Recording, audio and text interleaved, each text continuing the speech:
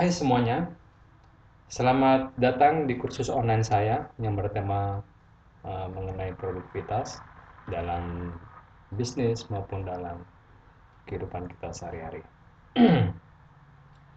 Baik, kali ini saya akan coba mengulas konsep produktivitas. Apakah itu produktivitas dan bagaimana aplikasinya? Ya, secara sederhana dan ringkas. Oke, kita langsung aja bahwa umumnya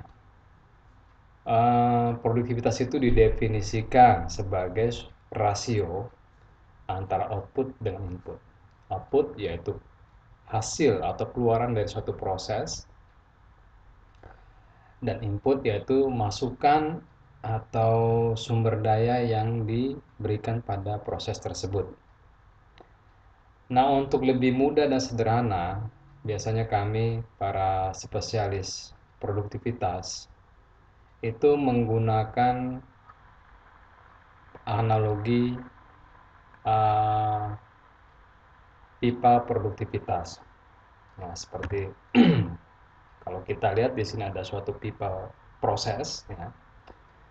Jika kita berikan input pada pipa proses ini, di mana input itu bisa saja dalam bentuk material atau bahan baku atau pekerja dan lain-lain, yang dengan uh, suatu proses tertentu maka akan dihasilkan suatu output, ya, hasil, di mana output bisa saja dalam bentuk produk, jasa, dan lain sebagainya. Nah, perbandingan antara besar output terhadap besarnya input, ya, ini mempengaruhi produktivitas dari pipa proses ini. Jadi makin besar output terhadap input, makin besar juga produktivitasnya.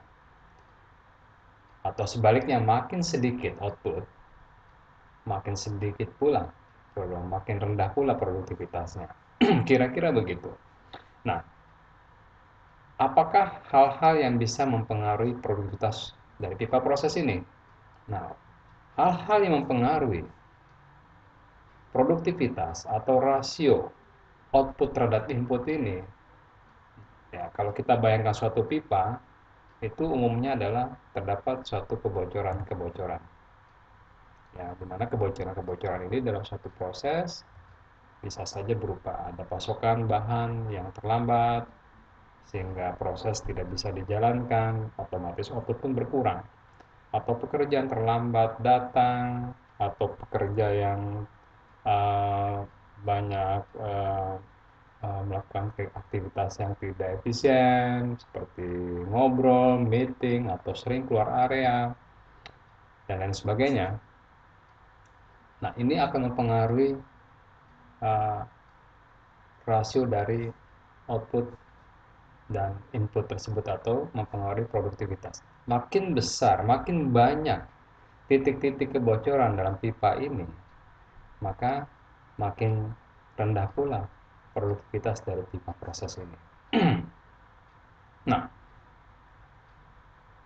kami para spesialis produktivitas fokus, ya, bukan pada bagaimana, ya, dalam rangka meningkatkan produktivitas, bukan pada bagaimana kami menambah input sehingga memperbesar output, ya, misal dengan membeli mesin-mesin peralatan yang lebih bagus, atau menambah lebih banyak pekerja, atau menggunakan bahan-bahan yang lebih baik, ya. Itu bukan bidang fokus pekerjaan kami. Pekerjaan kami adalah bagaimana kami mencari lubang-lubang kebocoran di suatu pipa proses dan menambahnya. Jadi kami berfokus pada pekerjaan perbaikan. Jadi ketimbang kita memperbesar kapasitas, memperbesar sumber daya yang kaitannya pada membuat suatu investasi, kami bekerja tidak tidak dalam konteks membuat menambah investasi baru, ya, tapi bagaimana dengan suatu proses yang ada, kita cari lubang-lubang, titik-titik kebocoran, kemudian kami tambal. Nah, itu adalah konsep produktivitas dan konsep bagaimana kami para spesialis produktivitas bekerja. Yang Anda pun dapat melakukannya baik di pekerjaan Anda maupun dalam kehidupan Anda sehari-hari. Nah, sekarang pertanyaannya seperti apa? Bagaimana sih kita membayangkan produktivitas itu dalam suatu situasi? Nah, saya akan coba memberikan beberapa contoh situasi yang berbeda.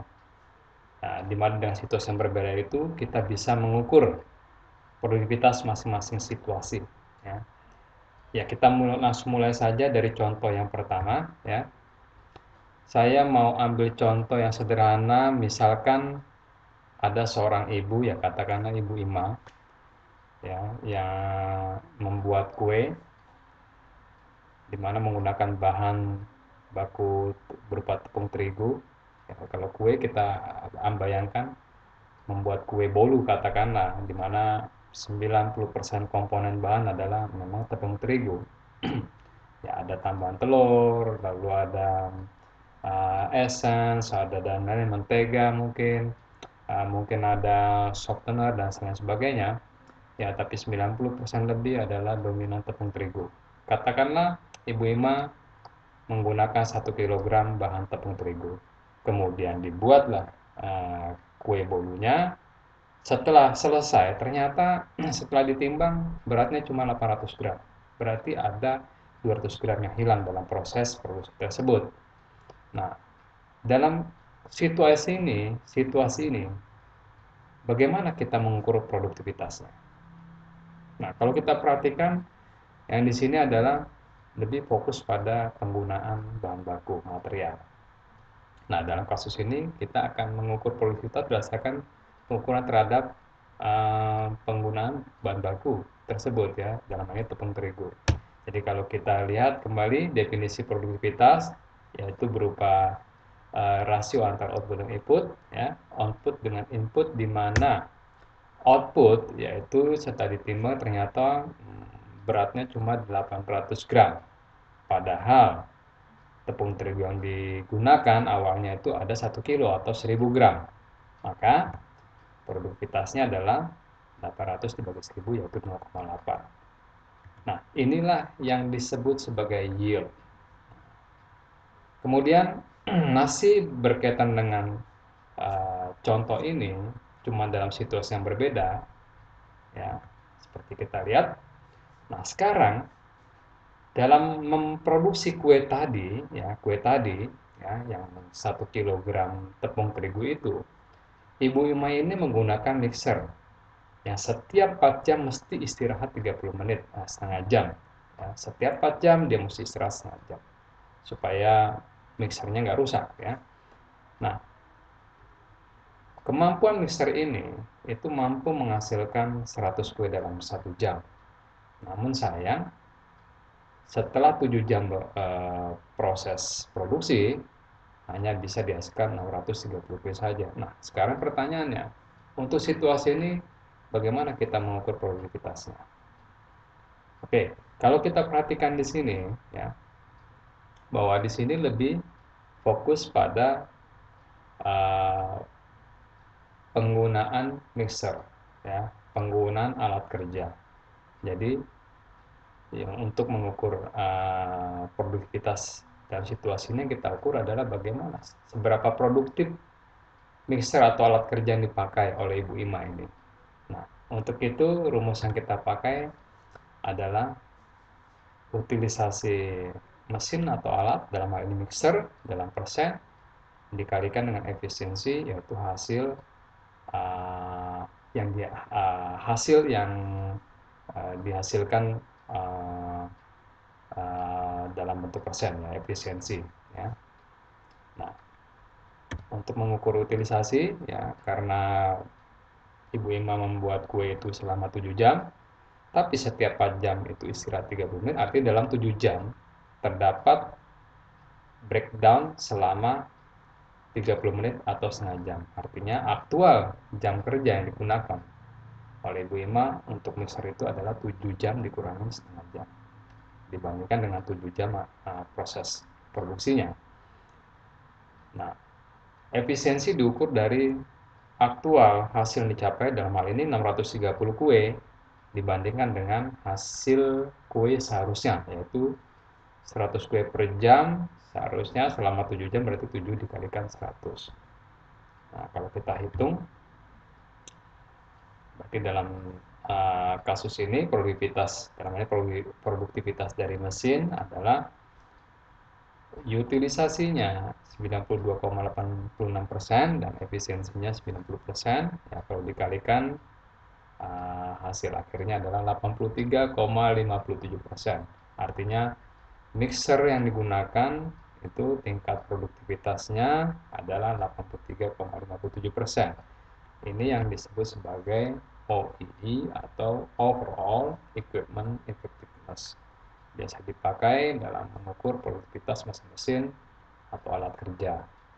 Nah, contoh berikutnya situasi yang ada masih dalam situasi membuat kue ini, ya, kita lihat bahwa untuk memproduksi kue tadi, ya, Ibu Ima bekerja dibantu oleh satu orang temannya. Jadi selama 7 jam kerja itu, ya, menghasilkan 230 kue coklat dan 400 kue keju. Nah, sekarang berapa produktivitasnya? Nah, kalau kita cermati dari situasi ini, yang kita akan ukur adalah seberapa produktif tenaga kerja yang ada dalam menghasilkan kue coklat dan kue keju ini. Nah, jadi kembali kita lihat definisi produktivitas, bahwa produktivitas adalah rasio antara output dan input, di mana outputnya adalah 400 kue keju ditambah dengan 230 kue coklat. Dan input dalam bentuk jam kerja dikalikan jumlah pekerja, ya, atau jumlah orangnya ada 2 orang, yaitu Ibu Ima sendiri dibantu dengan satu temannya, dan jumlah jam kerjanya adalah 7 jam, maka inputnya adalah 2 kali 7. Sehingga hasilnya kalau kita hitung adalah 45 pieces per 1 hour atau jam orang, ya, ya, 1 jam orang menghasilkan 45 pieces, atau kalau bekerja dengan 2 orang 7 jam, ya, itu akan menghasilkan total 630 buah kue. Nah, inilah yang kita sebut sebagai labor productivity atau produktivitas tenaga kerja. Nah, baik, masih kaitannya dengan Ibu Ima, ya, kita lihat situasi yang berbeda lagi, ya, yaitu Ibu Ima sekarang kuenya sudah jadi Ibu Ima ingin menjual semua kuenya, tadi jumlahnya 630 itu, di mana satu kue dihargai Rp100. Nah, biaya yang dikeluarkan dihitung-hitung, ada biaya bahan, tenaga kerja, listrik, lalu transportasi, setelah dihitung-hitung totalnya Rp50.000. Jadi bagaimana kita mengukur produktivitasnya? Oke, kalau kita perhatikan di sini, ini berkaitan dengan penjualan, ya. Jadi yang kita ukur adalah lebih pada finance, ya, keuangan, ya, produktivitas keuangan yang dihasilkan, ya. Kalau kita perhatikan lagi kembali definisi produktivitas sebagai output, ya, dibagi dengan input. Jadi dalam hal ini outputnya adalah sales yang terjadi, yaitu 630 pieces kue yang dijual seharga 100, ya, katakanlah seluruhnya laku adalah 630 dikali 100, ya, 63.000, dibandingkan dengan biaya total biaya yaitu 50.000.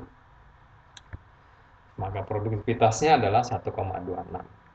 Inilah yang kita sebut sebagai profitability. Oke, sampai di sini saya kira kita sudah melihat konsep produktivitas dilihat dari berbagai situasi. Mestinya saya yakin Anda sudah mulai memahami konsep produktivitas ini. Selamat, ya, sekali lagi. Namun ada baiknya jika kita melihat suatu studi kasus yang lain ya untuk menguji seberapa besar pemahaman kita mengenai produktivitas ini. Oke. Selanjutnya kita akan coba lihat contoh kasus ya. Kita lihat contoh yang nomor 3. Nah, di situ kita lihat bahwa contohnya masih berkaitan dengan produktivitas tenaga kerja. Ya.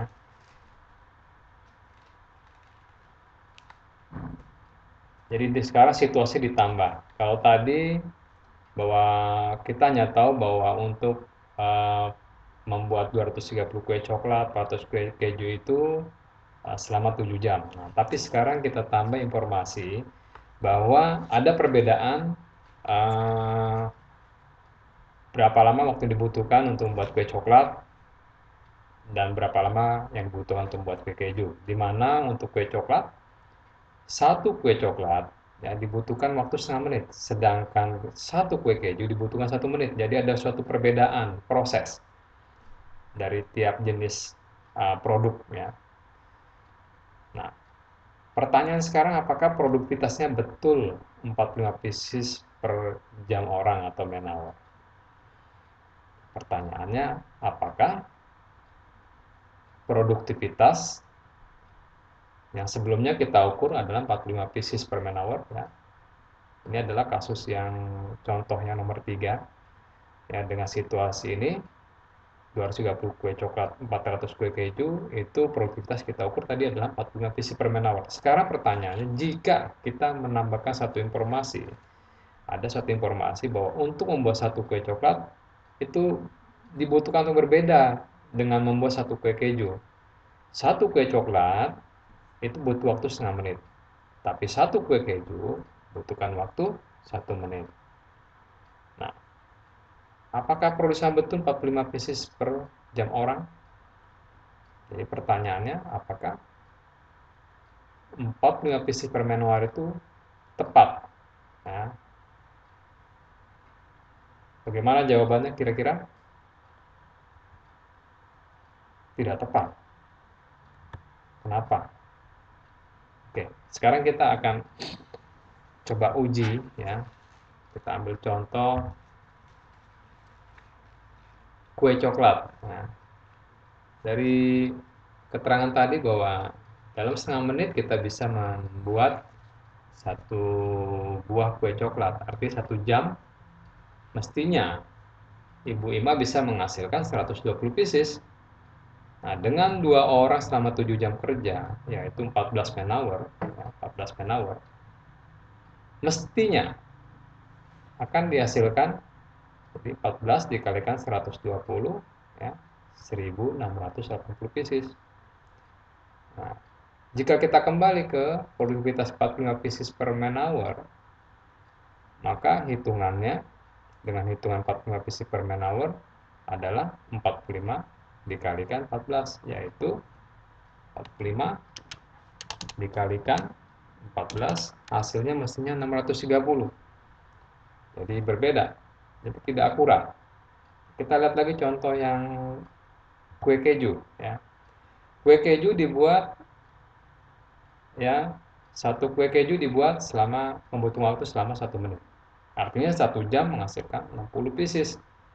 Artinya jika 2 orang bekerja selama 7 jam yaitu 14 jam orang atau 14 man hour akan menghasilkan 14 dikalikan 60 ya, 840 pieces. Kembali ke produktivitas awal yaitu 45 pieces per man hour ya, yang hasilnya adalah hitungan 45 pieces per man hour adalah 630 juga berbeda, tidak tepat. Nah, kalau gitu bagaimana solusi menghitung produktivitas untuk situasi ini?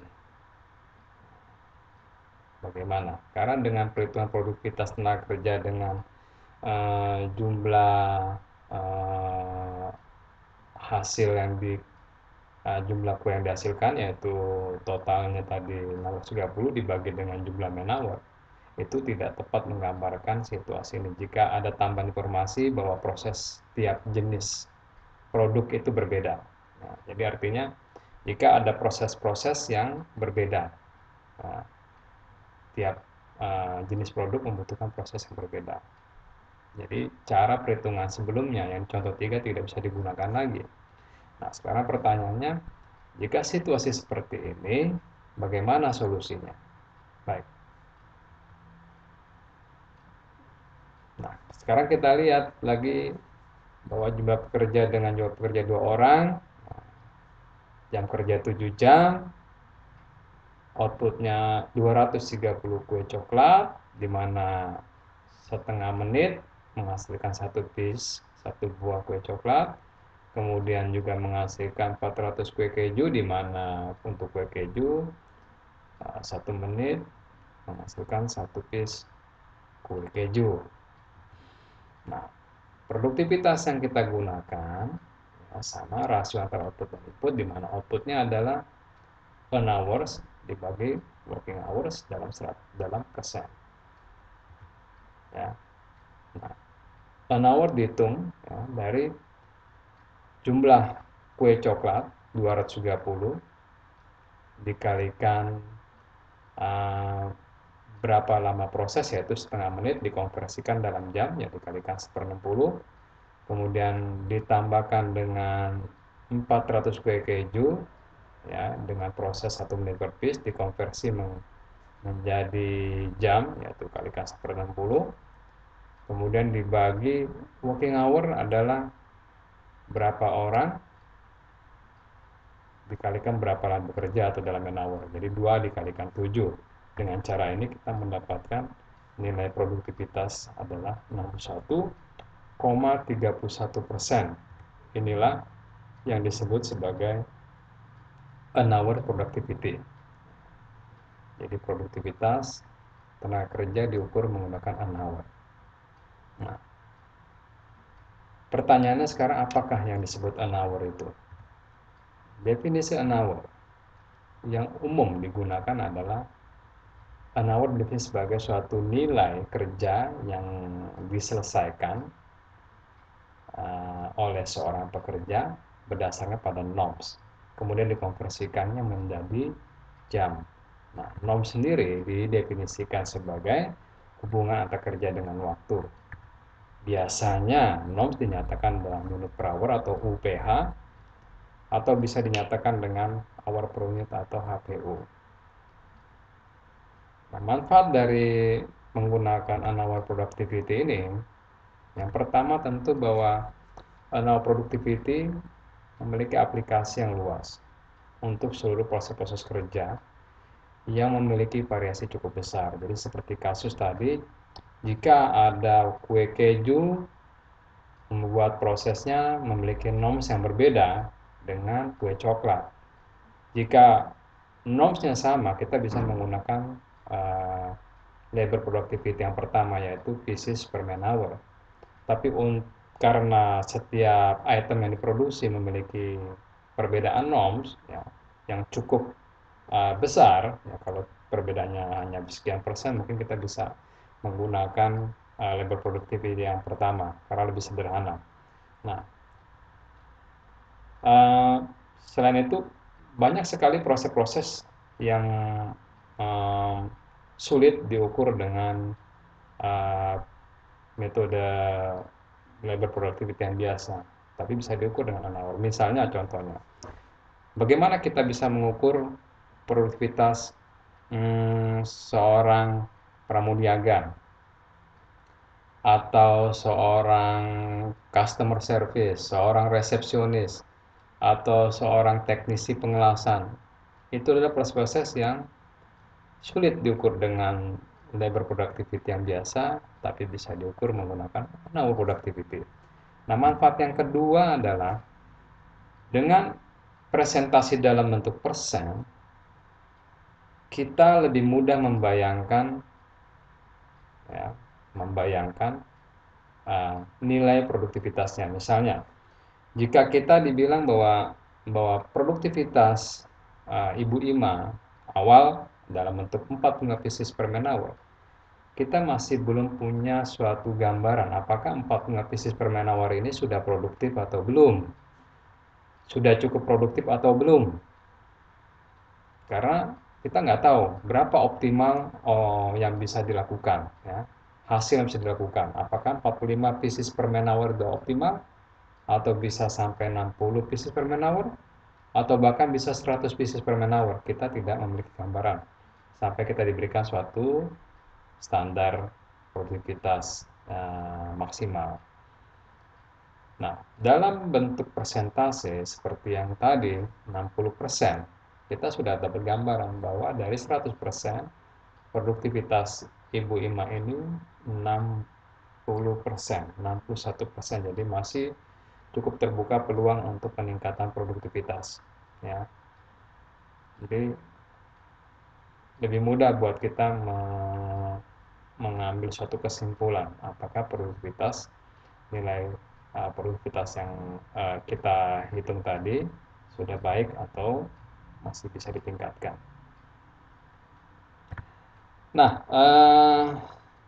memang penawar productivity meski dipresentasikan dalam bentuk yang sederhana dan ringkas, tapi memang memiliki tingkat pemahaman sedikit lebih rumit dibanding konsep-konsep produktivitas yang lain. Karena itu, saya akan memberikan dalam pelatihan yang berbeda bagaimana kita bisa membangun suatu sistem pengukuran menggunakan hour productivity ini. Nah, untuk kursus kali ini, karena memang sasarannya adalah memberikan pengertian dasar mengenai produktivitas, ya, saya kira sudah cukup, ya. Untuk pelatihan lebih rinci mengenai productivity, nanti saya akan siapkan kursus tema yang tersendiri yang terpisah. Untuk itu terima kasih atas perhatian Anda. Sampai jumpa di pelatihan online saya yang berikutnya. Terima kasih.